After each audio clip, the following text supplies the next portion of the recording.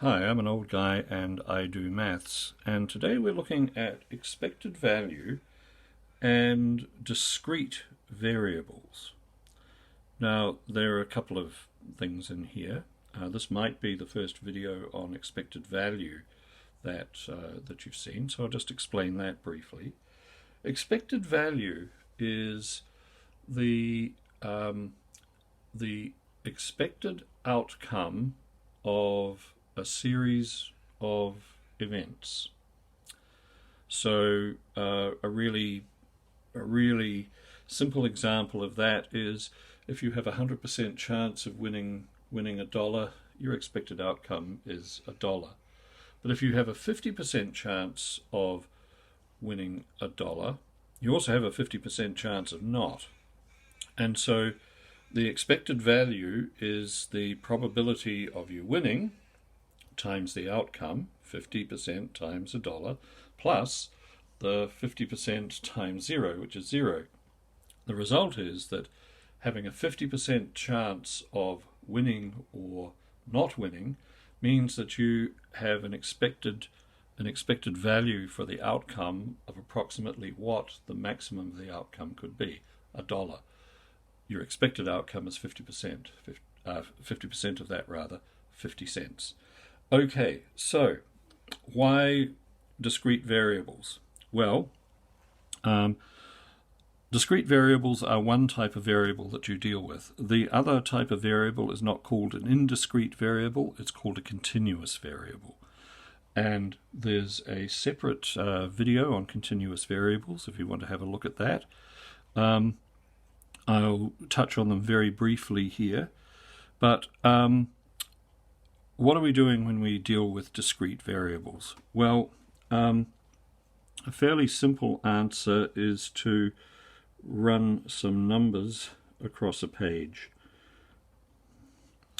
Now, 1, 2, 3, 4, 5, and these dots imply that I'm continuing this series to some point.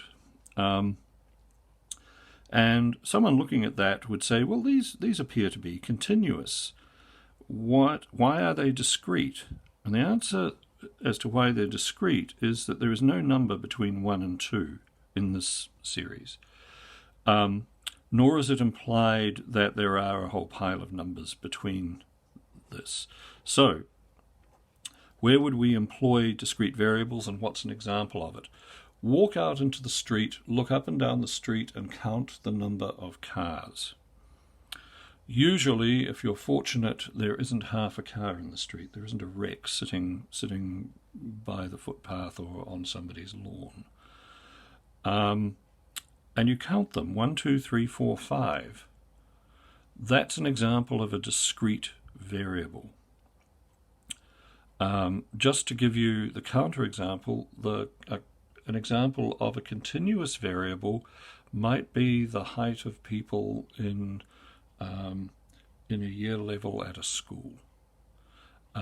There's infinite number of possibilities between the smallest and the tallest as to what height can be. And so rather than the numbers being in their numerical silos like this, they run on a continuum. Hence, the idea of a continuous variable. So, expected value, you can have a look at a more detailed video on that.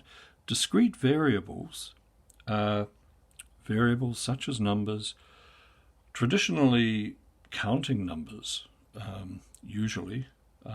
We usually don't count in parts of a number. We usually count 1, 2, 3, 4, 5, 6.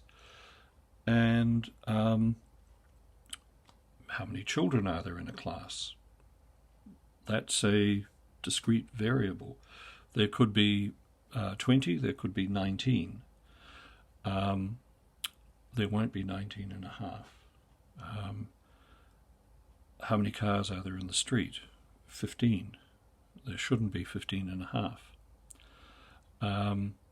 What are the heights of children in an age in the age 11 bracket at a large school? Well, there's an infinite number of possibilities, as I said, between the tallest and the shortest. And that is a continuous set of variables. Okay, I hope this was useful. If it was, please like and subscribe, and I'll see you next time. Bye.